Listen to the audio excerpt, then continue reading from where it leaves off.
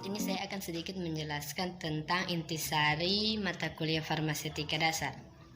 Di sini ada kegunaan obat, ada 3 macam, yaitu menyembuhkan, idea terapeutik, yang kedua mencegah, dia profilatik, yang ketiga dia mendiagnosis atau mendiagnostik. Di sini juga ada obat menurut cara kerjanya, ya. Menurut cara kerjanya itu dia ada 2 cara. Yang pertama lokal dan sistemik. Lokal itu seperti pemakaian topikal, misalnya salep. Sementara sistemik itu obat yang dikonsumsi melalui mulut, misalnya tablet. Dan berikut penggolongan obat menurut undang-undang. Di sini dia terdiri dari 5. Yang pertama narkotika, yang kedua psikotropika, yang ketiga obat keras, yang keempat obat bebas terbatas, yang kelima obat bebas. Di sini ada perbedaan obat narkotika dan psikotropika. Nah, narkotika adalah obat yang dapat menimbulkan ketergantungan dan ketagihan, misalnya opium. Psikotropika itu obat berbahaya. Adalah obat yang mengetahui proses mental, merangsang, merubah pikiran, misalnya golongan ekstasi. Yang berikut, pengenalan resep. Resep adalah permintaan tertulis seorang dokter gigi atau dokter hewan, diberi izin berdasarkan peraturan perundang-undang yang berlaku kepada apotek, pengelola apotek untuk menyediakan dan menyerahkan obat-obatan bagi pasien.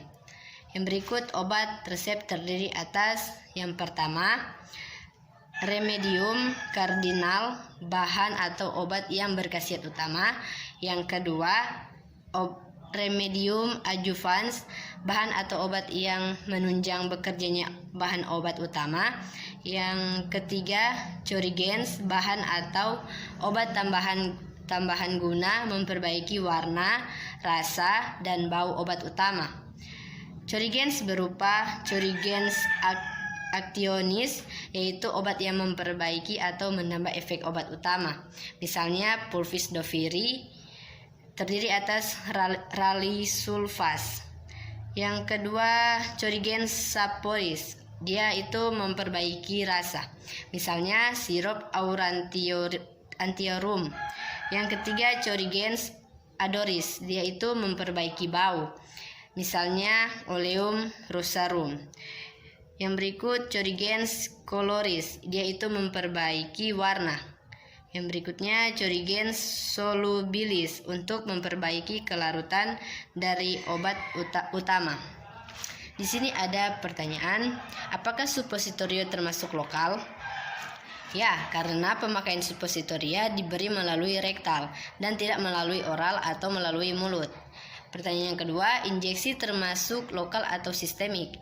Injeksi termasuk lokal karena obat yang diberikan secara injeksi intravena melibatkan penyisipan jarum secara langsung ke dalam vena, dan cairan yang dimasukkan akan langsung dikirim ke aliran darah. Dan injeksi diberikan secara parenteral, yaitu di bawah atau menembus kulit. Pertanyaan yang ketiga, bagaimana cara kerja lokal dan sistemik? Mana yang lebih cepat? Jawabannya, kegunaan kedua cara ini tergantung dari keadaan pasien. Apakah pasien bisa menerima cara kerja melalui topikal atau oral?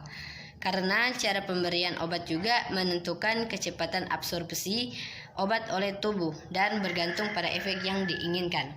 Sekian dari penjelasan saya. Terima kasih.